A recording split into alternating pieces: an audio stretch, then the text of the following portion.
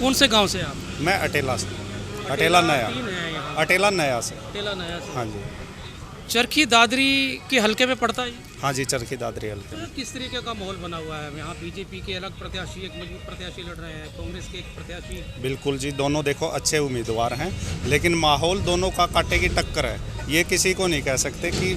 लेकिन जो रुझान है वो बीजेपी की तरफ ज़्यादा दिखाई दे रहा है।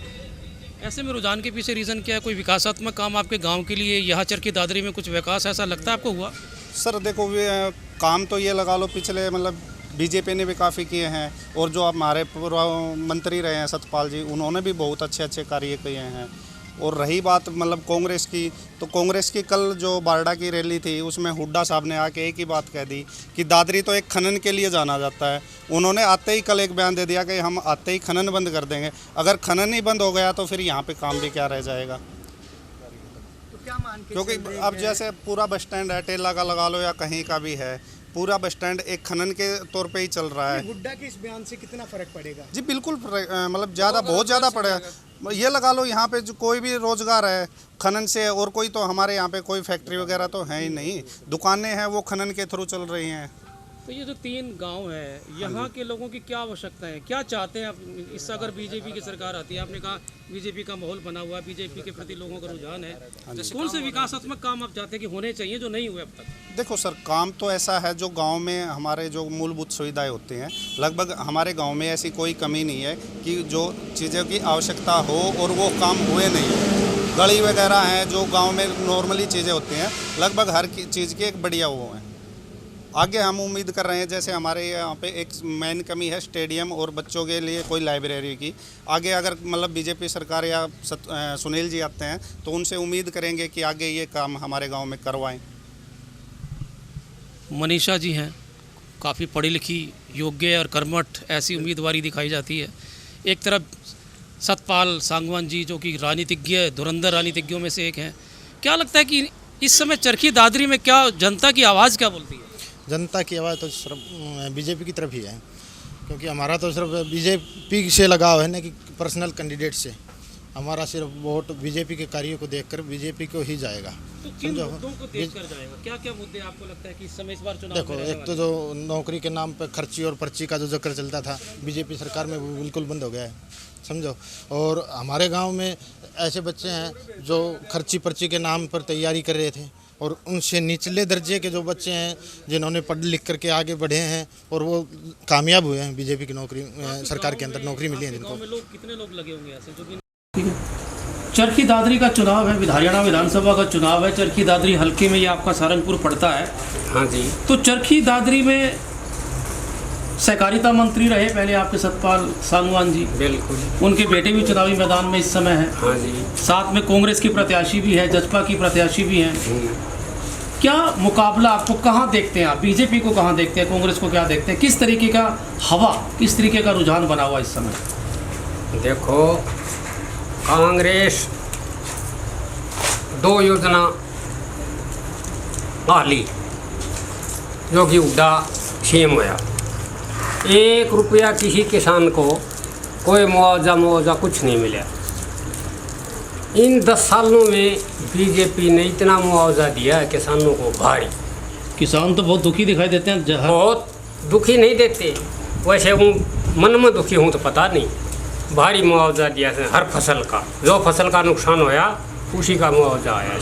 आपके इलाके में पिछले 10 सालों में बीजेपी सरकार रही, 9.5 साल बीजेपी सरकार रही, कोई विकासात्मक कार्य हुए? कुछ खूब होया। किस तरीके का विकास हुआ?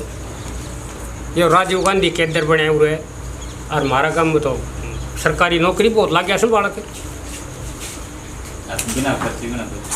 जो बगैर रिश्वत का कोई मतलब नहीं, जो योग्य से न वो लग गया से, बहुत ना बढ़ लग गया से।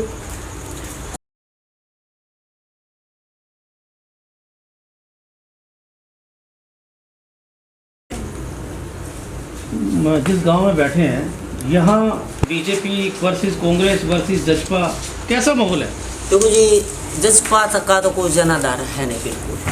रही बात कांग्रेस की जो प्रत्याशी है ना, वो बिल्कुल नहीं प्रत्याशी है, वो हर आदमी के पहुंच से दूर है। अभी 6 महीने पहले एंट्री हुई है, ठीक है 1-2% 5% लोग उसको जानते हैं। और जो अब की बार जो भाजपा का जो प्रत्याशी है ना सुनील सांगवान, उसके फादर तो पिछले 20 साल से हर घर को हर व्यक्ति का नाम लेके ये बोलते हैं कि छोटे भाई तेरा फादर कैसा है, तेरा दादाजी कैसा है, तू उसका पोता है, तू उसका बेटा है कि नहीं। तो हमें जानते हैं बिल्कुल, हम कहीं मिल जाए तो आगे से पहचानते हैं। तो हम दिल से जुड़े हुए। वो 2 बार एमएलए भी रहे, एक बार बुढ़ा साहब, उन्होंने बहुत अच्छे काम किए हैं और उन्हीं को देखते हुए कि एक वो गांव वाले हमारी दादरी शहर वाले क्यास लगा रहे हैं कि उनसे भी सुनील सांगवान उससे भी बेहतर आगे निकले। लोकसभा के चुनाव हैं 5 अक्टूबर को। हरियाणा में कुछ लोगों के कयास हैं कि इस बार कांग्रेस की तरफ बह रही है हवा। कुछ लोगों का ये मानना है कि तीसरी बार हैट्रिक लगाने जा रही है बीजेपी। आपको क्या लगता है, जिस इलाके में आप बैठे हैं, चरखी दादरी का गांव सारंगपुर है, ये कौन सा गांव है? ये सारंगपुर गांव है। आपको क्या लगता है कि यहाँ किस तरीके की आबो हवा चल रही है, किस तरीके का रुझान लोगों से बातचीत के दौरान निकल कर बाहर आ रहे हैं? ये कांग्रेस और भाजपा के बीच में टक्कर है, फिर ज़्यादा भाजपा के प्रति लोग होते हैं लोग। आपके गांव में विकास हुआ कभी 9.5 सालों में? विकास हमारा गाँव में तो पूरा लेगी सारंगपुर तो दादरी था, कच्चा में पाक टेकड़ो जो बीजेपी ने करवाया 10 साल में। तो ऐसे में फिर आपको क्या लगता है किसकी हार जीत होने वाली है? क्या लगता है, कैसा माहौल है, कैसी फाइट है? लोग तो ये बोलते हैं कि कांटे की टक्कर है, त्रिकोणीय मुकाबला है।